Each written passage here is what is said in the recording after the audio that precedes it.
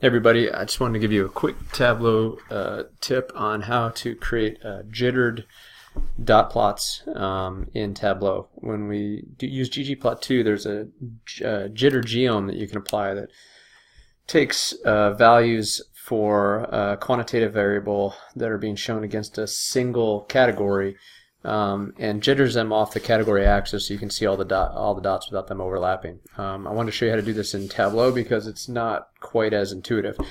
So this is the goal here. We're going to have a chart like this where we're going to have all of our customers in our database shown on a dot plot where they're plotted against a quantitative axis here, how many sales we've produced from each one of those customers.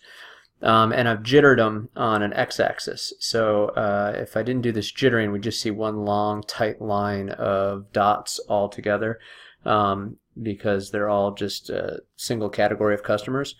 But we can add some jitter to it using an index function and a calculated field. So let's see how to do this real quick. I'm going to create a new sheet in Tableau. I'm using the Superstore data that's built into Tableau. And what I'm going to do is just plot the sum of sales for each customer. And so you can see right now, sum of sales, this is just giving me the total sales for all my customers in the database of all their orders. But I can use the detail marks card to break this up and to show the sum of sales for each customer by dragging customer name onto the details tab. And you'll see now we get a line, and these represent each one of those customers. And so there's a lot of detail here. Basically what it's doing is taking the total sum and just showing you where each one of these customers kind of fits in. But I'm going to change this type of chart from a bar chart, automatically set to a bar chart, and make it a circle. And now we'll see we've got points representing each customer. So the customer name is on the detail, sum of sales is on the rows. And so now we have a point or circle representing each one of our customers. And you see if you highlight over them, you get a little tooltip that tells you the customer name and how many sales we've generated from that customer. Now to get a jitter, we're going to add a calculated field. We're using something called an index function. But before I do that, I'm just going to change the color a little bit so they're a little bit easier to see. I'm going to go to color. I'm going to change the opacity down to 50, and I'm going to add a border and hit OK and just use that. I like to do that if we're going to have any overlapping of dots. I think it's good to make them a little bit opaque and add a border so that you can see a little bit better how many dots are actually there or circles are there when they're overlapping. Alright, so now how do we make them jitter? Well, we're going to add a calculated field. I'm going to go down here into measures and right click and do create calculated field. I'm going to call this jitter. And all I'm going to do is put in here the index function. That's it, nothing else. And this should get applied. What's the error here? Oh, it's because I've already created that. So jitter2. And what this is going to do is when we apply this, we're going to drag this jitter field, jitter2, onto columns, and it's going to create a new axis.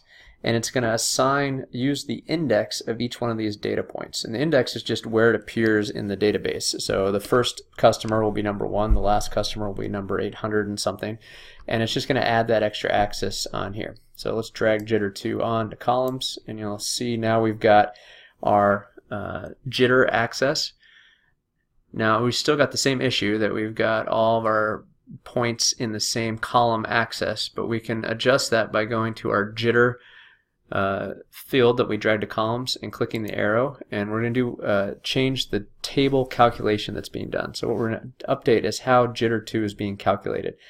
So we're going to, instead of doing it across the whole table, an index for everything in a table or an index for a cell, we're going to have that index be calculated by the customer name.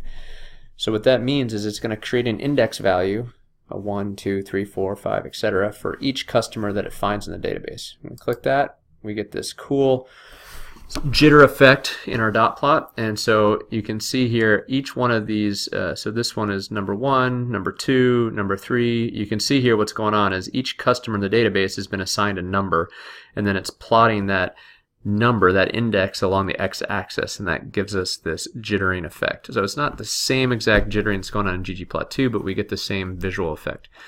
To get to our final graph, I'm just going to right click on the jitter axis and uncheck show header, so that goes away. And then you can adjust how wide your plot is, however you want to show it.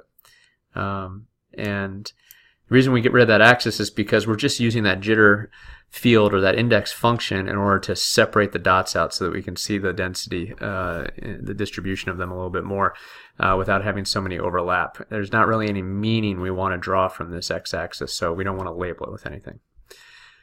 And to finish it off, you can adjust your title however you want.